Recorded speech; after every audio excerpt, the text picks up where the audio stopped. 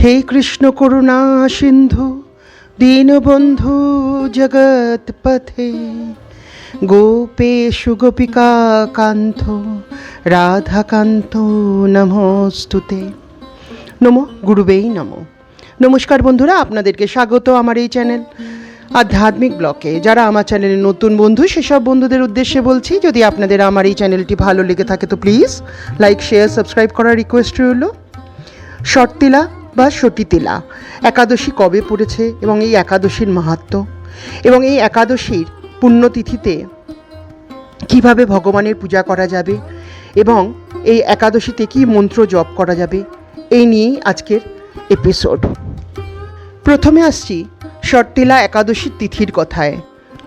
বৈদিক পঞ্চাঙ্গ অনুসারে শর্তিলা একাদশীর তিথি আরম্ভ হবে 13ই জানুয়ারি 2026 দুপুর 3:17 থেকে এবং সমাপ্তি 14ই জানুয়ারি 2026 সন্ধ্যা 5:52। হিন্দু ধর্মে উদয় তিথিকে মান্যতা দেওয়া হয়, তাই শর্তিলা একাদশী ব্রত 14ই জানুয়ারি 2026 বুধবার পালন করা হবে। এখন আসছি শর্তিলা একাদশীর আধ্যাত্মিক মাহাত্ম্যে। প্রধানত একাদশীর ব্রত পালন করা হয় ভগবান বিষ্ণুর পুজোর মাধ্যমে। এই একাদশীর মাহাত্ম্য লুকিয়ে আছে শর্তিলা নামের মধ্যেই। শট অর্থাৎ 6, তিলা অর্থাৎ তিল। এই দিনের তিলের 6 প্রকার ব্যবহারের বিধান আছে। বিষ্ণু পুরাণে বলা হয়েছে তিল ভগবান বিষ্ণুর অত্যন্ত প্রিয়।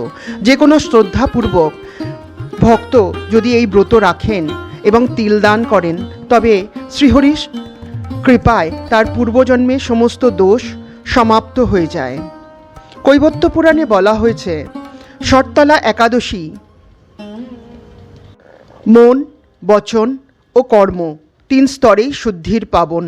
এখন আসছি কিভাবে এই ব্রতের পুজো করা হবে। যেহেতু সূর্য উদয় অনুসারে শর্তিলা একাদশীর ব্রত পালন হবে 14ই জানুয়ারি, তাই ওই দিন ব্রাহ্ম মুহূর্তে উঠে স্নান করে পবিত্র বস্ত্র পরিধান করে পুজোর আয়োজন শুরু করতে বলা হয়েছে। ভগবান বিষ্ণুর পুজোর জন্য একটি কাঠের বেদি বসাতে হবে বা অন্য কোনো বেদি হলেও হবে। তার জন্যে প্রথমে নিজ নিজ ঠাকুর ঘরে একটি স্থানে প্রথমে গঙ্গাজল ছিটিয়ে নিতে হবে। এরপর ছোট বেদিটিতে বসিয়ে তাতে চন্দনের প্রলেপ দিতে হবে। এরপর লাল বা হলুদ কাপড় বিছিয়ে নিয়ে আবার কাপড়ের উপরে চন্দনের প্রলেপ দিয়ে তুলসী মঞ্জুরি দিয়ে গঙ্গাজল ছিটিয়ে এই মন্ত্র পাঠ করুন। প্রথমে হাতে একটু গঙ্গাজল নিয়ে পূর্ব মুখে বা উত্তর মুখে বসে এই মন্ত্র প্রথমে 3 বার মুখে জল ছিটিয়ে আচমন করুন। নমো বিষ্ণু, নমো বিষ্ণু, নমো বিষ্ণু। তারপর ভগবান বিষ্ণুর ফটো বা মূর্তি যা আছে তা বেদিতে বসান। এরপরে এই মন্ত্র পাঠ করুন। নমো অপবিত্র পবিত্র বা সর্বাবস্থাং গতেহ পিবা ইয় সরেত পুণ্ডলিকাক্ষং সর্বান্তরম শুচি। এই মন্ত্রের দ্বারা নিজেকে শুদ্ধ করে নিতে হবে। এরপর ভগবান বিষ্ণুকে আসনে, যেই আসনে বসিয়েছেন সেই আসনে পুষ্প এবং ধূপ দীপ জ্বালিয়ে ভগবানের কাছে প্রার্থনা করতে হবে। প্রার্থনায় প্রথমে ভগবানকে স্মরণ করে ভগবানের চরণে প্রণাম করে বলতে হবে, হে ভগবান, আমি আজকে তোমার ব্রত করছি, এবং নিজ নিজ প্রার্থনা ভগবানের চরণে নিবেদন করে পুজোতে কোনো দোষ ত্রুটি যদি হয়ে থাকে তার জন্য ভগবানের চরণে ক্ষমা প্রার্থনা করে পুজো শুরু করুন এবং নিজ নিজ প্রার্থনা ভগবানের চরণে সংকল্প করে ব্রত পাঠ করুন, ব্রত কথা পাঠ করুন। এরপর ভগবানের চরণে পুষ্প নিবেদন করতে হবে। এরপর এই মন্ত্র পাঠ করুন। এটি বিষ্ণু গায়ত্রী মন্ত্র। ওম শ্রী বিষ্ণবে চ বিদ্মহে বাসুদেবায় ধীমহি তন্ন বিষ্ণু প্রচোদয়াৎ। ওম শ্রী বিষ্ণবে চ বিদ্মহে বাসুদেবায় ধীমহি তন্ন বিষ্ণু প্রচোদয়াৎ। ওম শ্রী বিষ্ণবে চ বিদ্মহে বাসুদেবায় ধীমহি তন্ন বিষ্ণু প্রচোদয়াৎ। ওম শ্রী বিষ্ণবে চ বিদ্মহে বাসুদেবায় ধীমহি তন্ন বিষ্ণু প্রচোদয়াৎ। ওম শ্রী বিষ্ণবে চ বিদ্মহে বাসুদেবায় ধীমহি তন্ন বিষ্ণু প্রচোদয়াৎ। এরপর ভগবানের চরণে মুক্তি মন্ত্র।